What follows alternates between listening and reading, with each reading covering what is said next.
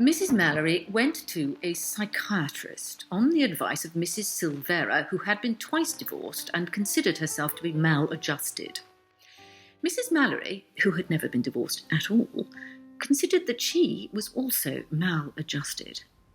Not for any specific reason, really. I mean, nothing you could put your finger on, but a definite feeling of dissatisfaction with life in general, and Mr. Mallory in particular. And Deirdre, too, who was no comfort and solace to her mother, though at her age she should have been, but she was an unpredictable character who devoted too much time to rock and roll, and none at all to domestic science and helping in the house, and keeping a wary eye open for Mr. Wright to come along and sweep her away to a series of social triumphs in Washington, possibly, or at least Baltimore, which Mrs. Mallory could read about in the gossip columns and send the cuttings to Irma in Minneapolis, who would have to read them whether she liked it or not.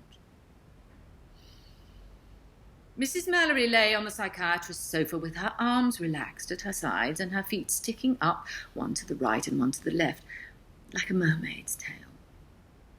The psychiatrist sat behind her, out of range, and waited politely for her to begin to talk, which she was only too eager to do. After the first shyness had worn off, and he had asked her a few routine questions.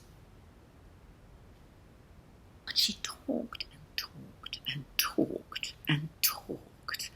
So much came tumbling out of her, more than she would ever have believed possible. But then, of course, unlike Mrs. Silvera, he didn't interrupt and say things like, "That reminds me of when I went to Atlantic City with my first husband," or, "I feel exactly the same, dear, naturally, but I have to control my feelings on account of being so strictly raised."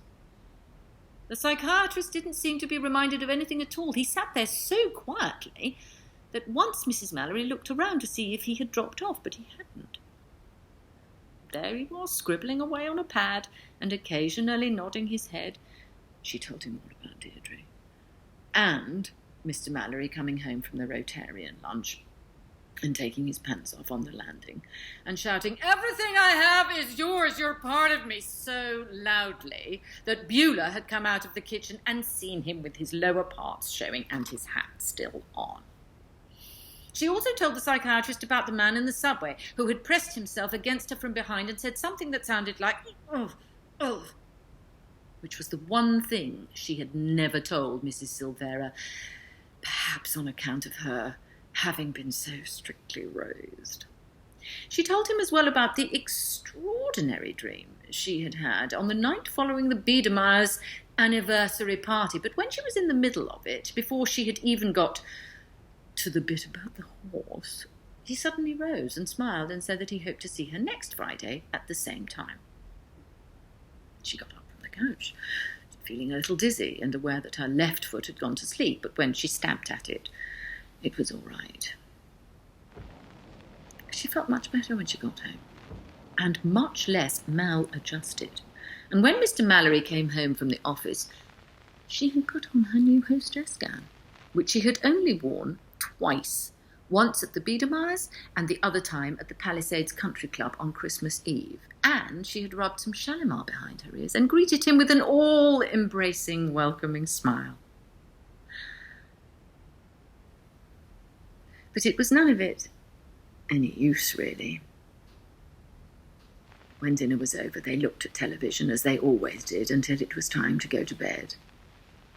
Mr. Mallory spent longer in the bathroom than usual, and the Shalimar began to wear off. But when he did come back in his pyjamas, it didn't seem to matter much anyway, because he merely belched and said, "Excuse me," automatically, blew her a perfunctory kiss, and got into his own bed. Later on, after he had read McCall's for a little, he switched off the light. Mrs. Mallory lay in the darkness with her arms relaxed at her sides and her feet up, one to the right and one to the left, like a mermaid's tail. And a tear rolled down her face all the way to her chin.